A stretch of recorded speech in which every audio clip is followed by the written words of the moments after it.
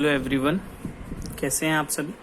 I hope आप सभी घर पर सेफ होंगे और सुरक्षित होंगे। तो गाइस, अब तक हम 4 लेक्चर्स ला चुके हैं नंबर सिस्टम पर, और ये हमारा आज 5th लेक्चर है अगेन उसी चैप्टर पर, नंबर सिस्टम पर। और हमें कुछ पेरेंट्स के कमेंट भी आ रहे हैं कि सर आप बहुत ही अच्छा पढ़ा रहे हैं, क्योंकि स्कूल के जो फैकल्टीज़ हैं वो चैप्टर्स को मिनिमम 2 या 3 लेक्चर्स में ख़त्म कर दे रहे हैं। तो गाइज़, हमारा टारगेट चैप्टर्स ख़त्म करना नहीं, हमारा टारगेट है बच्चों के डाउट्स को क्लियर करना। अगर आपको अब भी किसी भी टॉपिक्स में डाउट लगता है तो आप मुझे कमेंट कर सकते हैं, ठीक है। तो आज हम जो टॉपिक करने वाले हैं वो है representing real numbers on the number line, means how we represent the real numbers on a number line. Representing real number on number line. ठीक है, ये है टॉपिक को समझने के लिए हम एक एग्जाम्पल लेकर चलते हैं। सपोज एग्जाम्पल, मुझे एक नंबर दिया हुआ है 2.5 और बोला हुआ है कि इस नंबर को नंबर लाइन पर रिप्रेजेंट करिए। किस पर रिप्रेजेंट करिए? नंबर लाइन पर, ठीक है। तो गाइस, हमें क्या करना है, स्केल लेना है और स्केल की हेल्प से एक लाइन ड्रॉ करनी है, दैट्स इट। मान लेते हैं 0, negative, positive, negative, positive, +2, +3, +4। Means RHS side की डिजिट पॉजिटिव की होंगी और LHS साइड की डिजिट नेगेटिव की होंगी। अब सबसे पहले ये देखिए कि हमें जो डिजिट गिवन थी वो 2.5, मीन्स ये जो संख्या है वो 2 से तो बड़ी है लेकिन 3 से क्या है, छोटी है। कह सकते हैं ना, 2.5 जो है वो नंबर 2 और 3 के बीच में लाइज करता है। अब इसे नंबर सिस्टम पे कैसे रिप्रेजेंट करें? सबसे पहले हमने लाइन ड्रॉ करी, अब हमें दिख रहा है 2 और 3 और ये नंबर इन्हीं के बीच में है, तो हमें क्या करना है, इन दोनों पर एक सर्कल ड्रॉ करना है, ठीक है। और यहाँ से एज करके एरोज को लेकर आना है, ठीक है, same as it is, okay. अब इसके बाद अगेन फिर एक नंबर लाइन ड्रॉ करनी है। ये नंबर लाइन आप स्केल से ड्रॉ करेंगे और इस बार जो नंबर रिप्रेजेंट करेंगे वो कहाँ से रिप्रेजेंट करेंगे, 2 से और 3 से। अब देखिए, हमें 2.5 जाना है, तो स्टार्ट करते हैं। 2.1, 2.2, 2.3, 2.4, 2.5, 2.6, 2.7, 2.8 एंड 2.9, ठीक है। तो गाइज, हमें जो रिप्रेजेंट करना था वो था 2.5।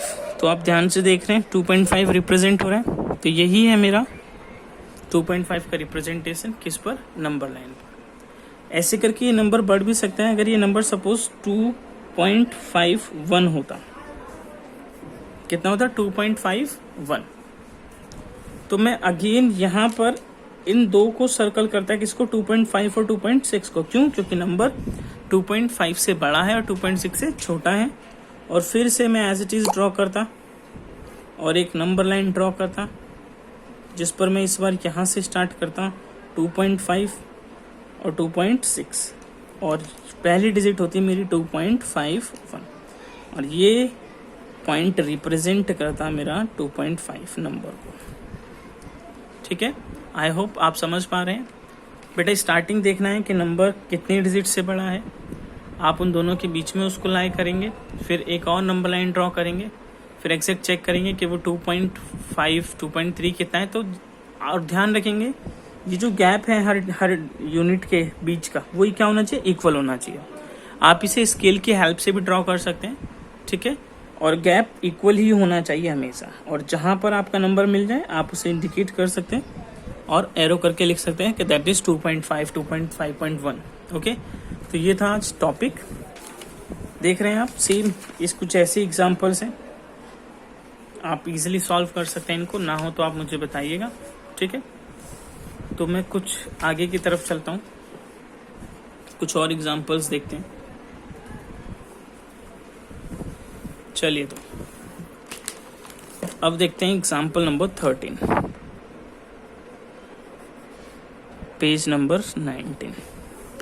क्या बोला हुआ है, ऐड करना है, add 2√2 plus 5√3 and √2 minus 3√3। Means हमें इन दोनों टर्म्स को आपस में ऐड करना है। क्या करना है, ऐड करना है। तो सबसे पहले तो 2 की जगह पर ऐड का साइन लगाइए, क्योंकि हमें करना ही क्या है, हमें ऐड करना है, ठीक है। अब हमारा नेक्स्ट स्टेप होगा कि बेटा हमने पढ़ा था लाइक टर्म्स और अनलाइक टर्म्स। लाइक टर्म्स जो एक जैसे दिखते हैं, ध्यान से देखें, यहाँ पर √2 है, लेकिन यहाँ पर क्या है, √3। तो इसके जैसा नंबर मुझे सिमिलर इस वाले ब्रैकेट में दिख रहा है, जो कि मुझे इस वाले ब्रैकेट में दिख रहा है √2।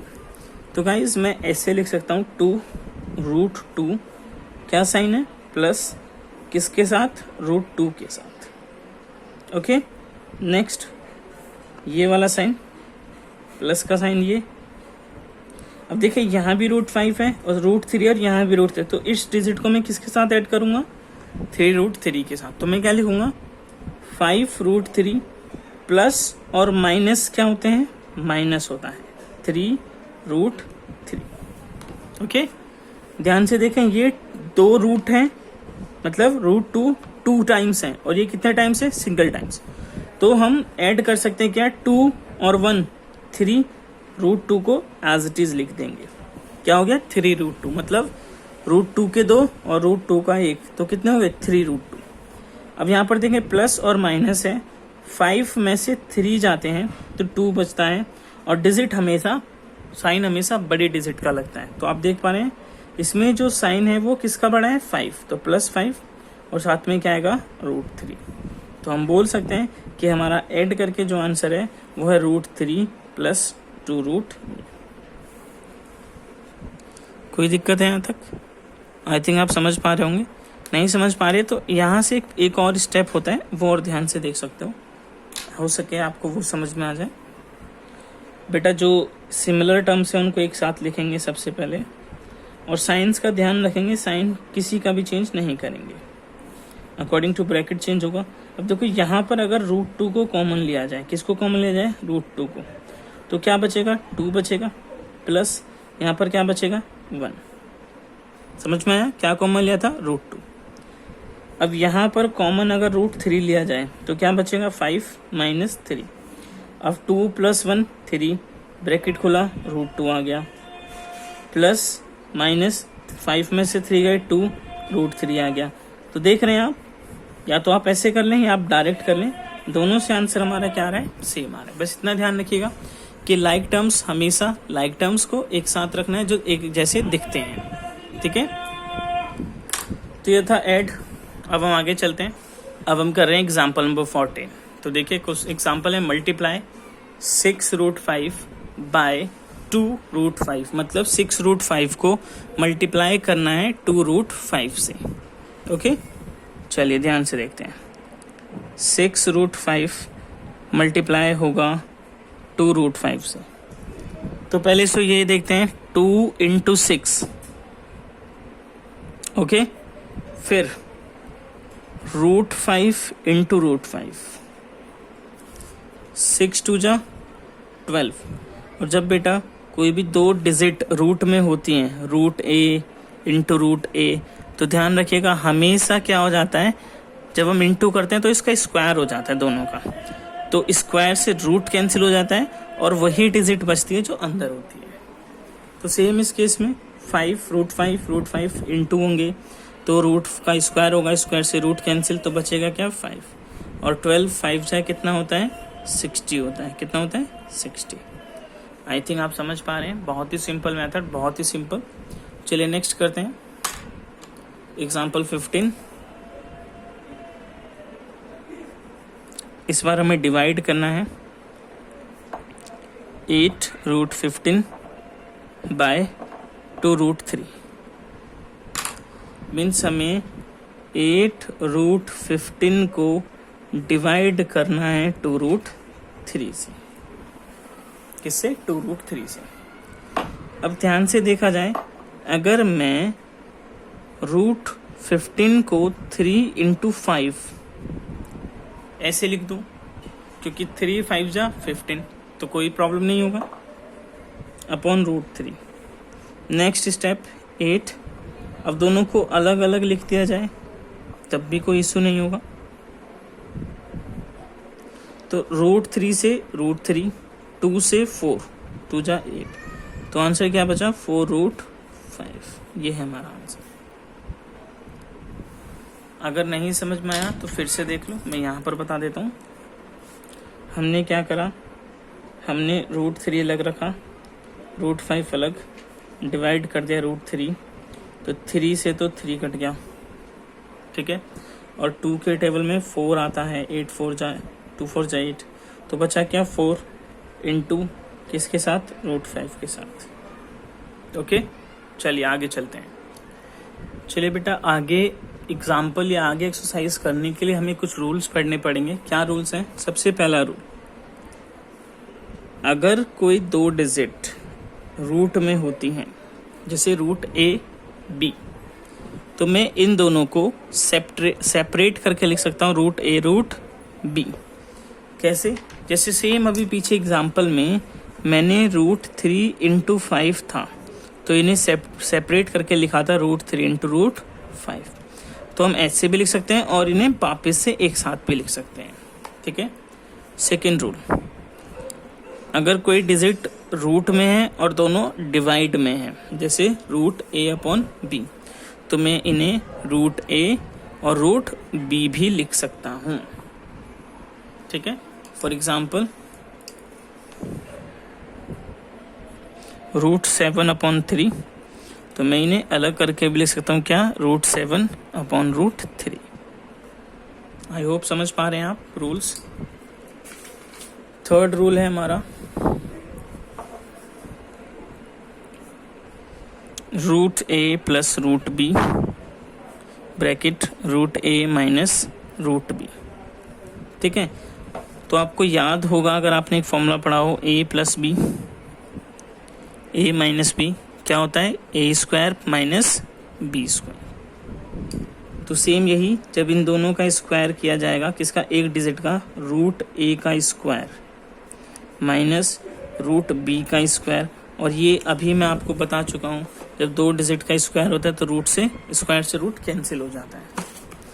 तो यहाँ से ये कैंसिल, यहाँ से ये कैंसिल, क्या बचेगा? A - B। तो आप इसका डायरेक्ट लिख सकते हैं, क्या? A - B। चले आगे, चलिए सेकंड, फोर्थ रूल, अगर A + B रूट में है B, A - √B, कुछ ऐसा लिखा हुआ है। फॉर्मूला वही है, बस कंफ्यूज कर रहा है। देखिए A यूनिट ये है, तो A का स्क्वायर कर दीजिए, माइनस B क्या है मेरे पास? √B, इसका स्क्वायर कर दीजिए, तो ये क्या हो जाएगा? A², स्क्वायर से रूट कैंसिल, -B, ये बचेगा मेरा आंसर। ओके, चलिए नेक्स्ट, फिफ्थ, √A + √B का होल स्क्वायर, √A + √B का होल स्क्वायर। तो क्या हो सकता है? आपको याद है A + B का होल स्क्वायर क्या होता था? A² + 2AB + B², याद होगा ना? चलिए, तो A क्या है मेरे पास? √2, √A का स्क्वायर प्लस 2A और B प्लस √B का स्क्वायर। तो इस रूट से स्क्वायर कैंसिल, A + 2, अभी मैंने फॉर्मूला बताया था, तो अलग अलग होते हैं तो उनको हम एक साथ भी लिख सकते हैं, तो हम इन्हें A भी लिख सकते हैं।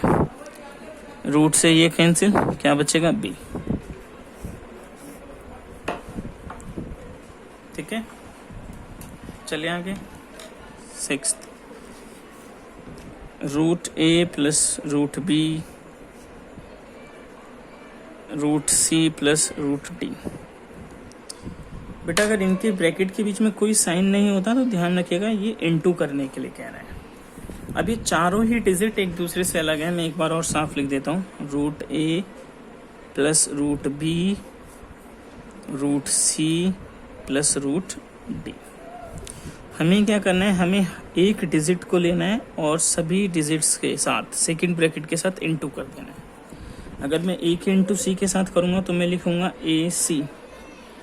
अब यहाँ पे साइन क्या है प्लस, इसके साथ इसके इंटू करूँगा तो ए डी। साइन क्या है प्लस, अब इस बी के इंटू करूँगा इधर दोनों के साथ तो क्या लिखूँगा root B C plus root B D.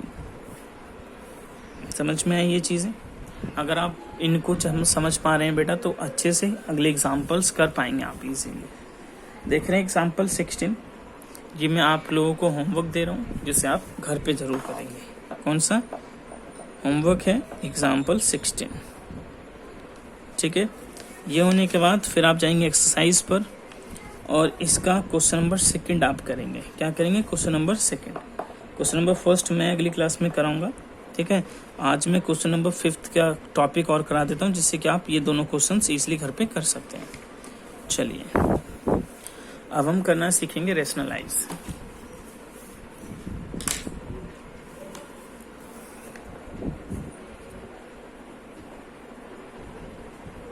Rationalise the denominator. Denominator में अगर कोई रूट की डिजिट है, रूट की वैल्यू है, तो हमें उसे इस तरह से सॉल्व करना है कि वो रूट की वैल्यू वहाँ से हट जाए, गायब हो जाए। फॉर एग्जाम्पल 17 देखते हैं। लिखा हुआ है rationalize the denominator root 1/√2। Rationalize the denominator of root 1/2।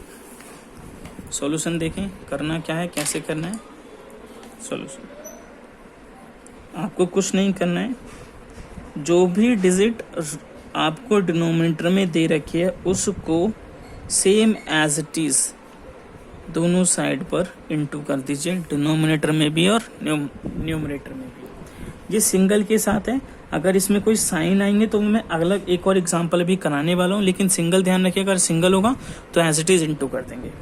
1 का इंटू √2 के साथ होगा तो बेटा क्या आएगा, √2 ही आएगा। लेकिन जब √2 और √2 का आपस में इंटू होता है तो मैंने आपको बताया था स्क्वायर हो जाता है और स्क्वायर से रूट कैंसिल हो जाता है, तो क्या बचेगा √2/2। यही हमारा आंसर है। और आप देख रहे हैं मैंने बेस में से, डिनोमिनेटर में से रूट को हटा दिया है। ठीक है, एक और एग्जांपल मैं करा देता हूं। 18 रेशनलाइज 1/2 प्लस √3। रेशनलाइज करना है 1/2 प्लस √3 को। ठीक है, अब इस बार देखिए यहाँ पर हमारे पास कोई साइन नहीं था, सिंगल डिजिट थी, लेकिन इस बार हमारे पास डिनोमिनेटर में 2 डिजिट हैं विद साइन है। क्या करना है और कैसे करना है ध्यान से देखेंगे। 1/2 प्लस √3, ये बेटा इनटू तो इस बार भी दोनों में ही करना है, डिनोमिनेटर में भी और न्यूमरेटर में भी। लेकिन ध्यान रखेंगे अगर यहाँ पर साइन प्लस का है तो हम जो इनटू करेंगे वो साइन को चेंज करके करेंगे। मिडल साइन अगर प्लस का है तो हम माइनस लेकर करेंगे, माइनस का है तो हम प्लस लेकर करेंगे। इस बात को हमेशा ध्यान रखेंगे। और दोनों में ही सेम साइन को इनटू करके करेंगे, माइनस करके। प्लस था तो माइनस करके इनटू, माइनस होगा तो प्लस करके इनटू। अब 1 को किसी से भी इनटू करो तो वही डिजिट आती है। हाँ, अब यहाँ पर क्या बना, a प्लस बी और a माइनस बी। एक फॉर्मूला पढ़ा था ना हमने, देखो a प्लस बी और a माइनस बी क्या आएगा, a माइनस बी आएगा ना। चले आगे, तो मतलब a क्या है यहाँ पर, ध्यान से देखो 2 का स्क्वायर होगा क्योंकि a² माइनस b², ये फॉर्मूला है। ऊपर डिजिट एज इट इज रहेगी। अगर 2 का स्क्वायर होगा तो 2 2 जा 4 और रूट तो कैंसिल हो जाकर 3 बचेगा, तो क्या होगा 2 माइनस √3 और 4 में से 3 जाएगा तो 1 बचेगा और हमारा आंसर बचेगा 2 माइनस √3। ये था हमारा आंसर। आई होप समझ पा रहे होंगे बेटा आप लोग।